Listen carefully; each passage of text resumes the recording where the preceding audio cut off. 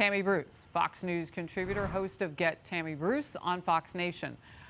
Wow. I mean, the stories are tragic and they are unending. Including not just this one where the mother and daughter Texans who were killed, a 59-year-old woman, I think, and her 22-year-old daughter, but this massive truck with dozens of illegal aliens killed in that crash. It is a human catastrophe unfolding. It's not covered generally by the media, but this is very serious. And when we think about Kamala Harris, you know, this was a tremendous opportunity in an environment that is difficult. If you really are a leader, to be able to make the difference. And now she's spending her time doing, you know, PR for herself with the newspaper that knew that that's what it was, and they did it anyway.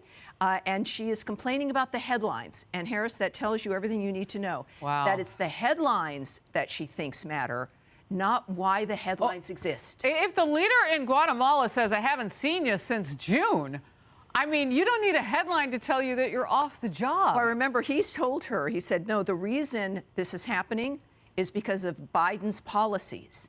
So he spoke truth to them. They have shut him out. Wow. First Lady Jill Biden dismissing concerns about the president's mental fitness again during an interview with CBS Sunday Morning. Let's watch. There have been some recent polls that show that quite a few Americans have some questions about the president's current mental fitness. As somebody who spends, I can see you shaking your head. Yes. So what's your response to that? I think that's ridiculous.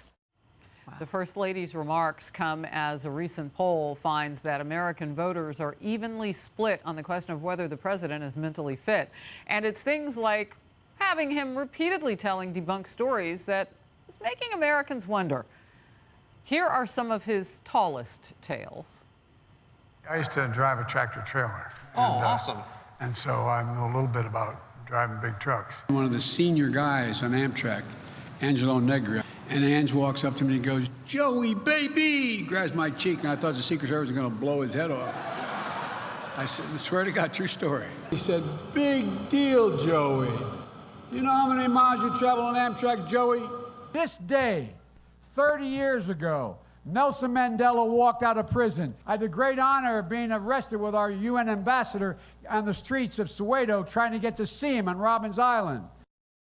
You know, if you watch enough, the I swear to God true story is almost a tell. I mean, it's somebody crutch. should let him know that from his team, I would imagine. It's the crutch. It's the crutch. But he also, keep in mind, this isn't new for Joe Biden.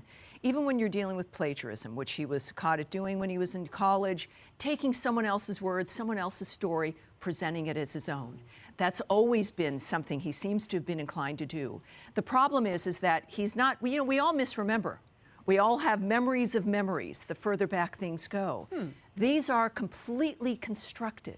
They're completely fabricated. I mean, we can misremember what we were doing in our 20s even, but this is not a twist of something that was real. It's false. And for his wife, normally we look at spouses and families to be the ones to protect us, especially from ourselves.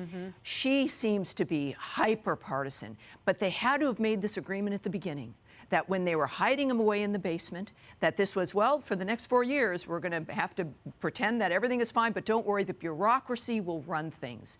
She is now caught in having to, when she says it's ridiculous, she's calling a majority of Americans ridiculous. She's calling people who have experienced this in their own lives without any ridiculous. compunction about doing that. Yeah, and this is, look, we're learning a lot about Jill Biden. I thought she would be protecting her husband, and as a result, the nation. She's not doing either.